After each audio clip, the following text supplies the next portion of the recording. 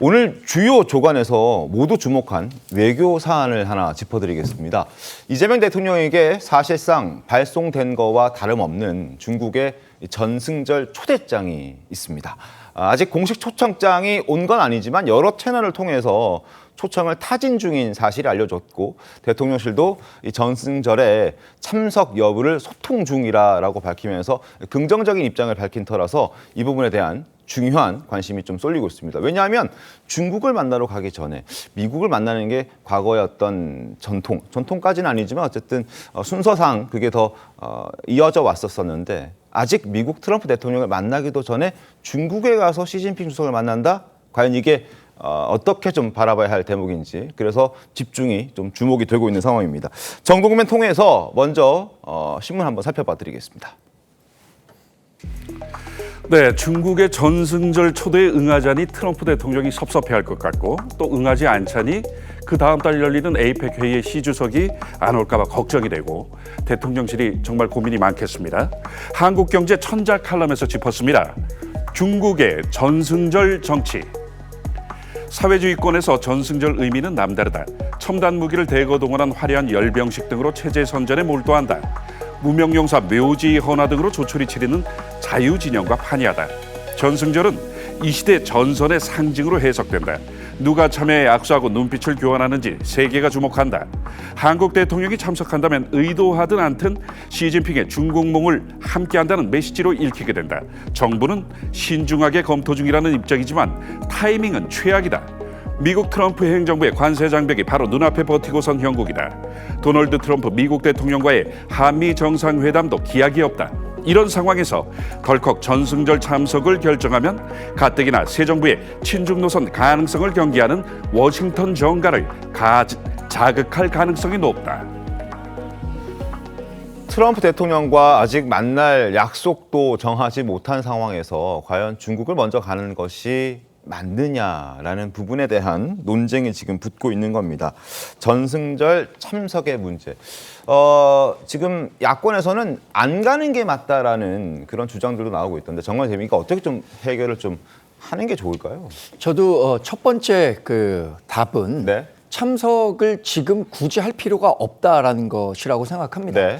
그렇게 얘기하면 2015년에 박근혜 전 대통령 전승절 참석할 때 다 보수 언론이든 국가적으로 환영했었던 것 아니냐 이렇게 얘기할 수 있지만 2015년에 박근혜 전 대통령이 참석했을 때 네. 크게 두 가지 목적이 있었습니다. 당시 제가 청와대 출입기자로 동행을 했었는데 네. 첫 번째는 북핵 문제와 관련해서 중국이 적극적인 역할을 해줄 수 있을 것이다라는 기대감 때문에 전승절에 참석했고요. 당시에 한중 경제 교류가 굉장히 활성화되어 있었기 때문에 이것을 더 붐업시키기 위해서는 참석하는 게 좋겠다라는 네. 전략적인 판단을 했던 겁니다. 그런데 지난 10년간 정말 큰 변화가 있었죠. 세계 국제 질서가 블록화되면서 자유민주주의 진영과 전체주의 진영 간의 대결이 격화되고 있고요. 네. 2015년 우리가 그 전승절에 참석했음에도 불구하고 북핵 고도화 과정에서 중국의 역할 우리가 크게 기대했지만 하나도 우리 편을 들어준 게 없습니다. 오히려 북한을 역성드는 듯한 모습을 보였던 거죠. 네. 더군다나 경제 활성화는요. 사드 배치 이후로 한한령이 본격화되면서 중국에 진출했던 한국 기업들이 굉장히 큰 피해를 받는 과정에서도 중국 정부가 한국을 전혀 배려하지 않는 듯한 모습을 보였습니다. 이런 전체적인 상황들을 고려한다면 지금으로서는 이재명 대통령이 굳이 중국의 전승절 행사에 참석할 필요성은 없다. 이렇게 말씀드립니다. 참석 여부를 소통 중이다. 물론 외교 사안이라 더 디테일한 설명은 할 수 없다라고 했지만 과거에 비해서 북한의 상황이 더 나아지는 것도 아니고 그리고 박근혜 전 대통령이 10년 전에 갔을 때도 큰 성과가 없었다라는 지적들이 뒤따랐었기 때문에 과연 미국 트럼프 대통령과 만나지도 못한 그런 상황에서 중국을 먼저 가는 게 맞는 것이냐.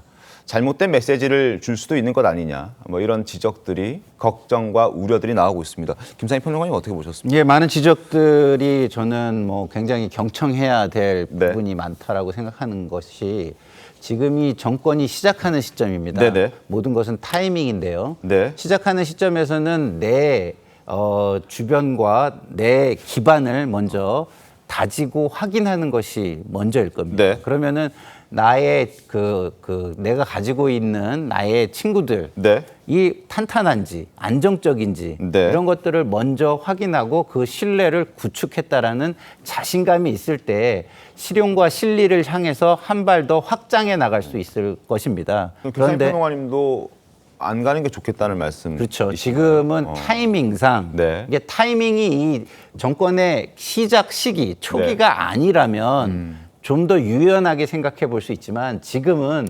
정권이 막 들어선 시기이기 때문에 네. 주변에 우리의 자산을 먼저 탄탄히 하는 것을 먼저 하고 네. 거기에 신뢰가 완전히 구축됐다는 것이 확인된 후에 국가의 어떤 이익을 위해서 좀 더 과감한 시도들을 해볼 수 있는 것이다 이런 생각이 듭니다. 주변을 먼저 챙겨야 한다. 그러니까 동맹국인 미국을 먼저 챙겨야 하고 그런 순서가 맞는 것 같다라는 의견도 주셨습니다. 양진 변호사님, 또 오늘 한국일보 사설을 봤더니 시진핑 주석의 방한이 먼저여야 되는 것 아니냐 뭐 이런 지적들도 있던데요.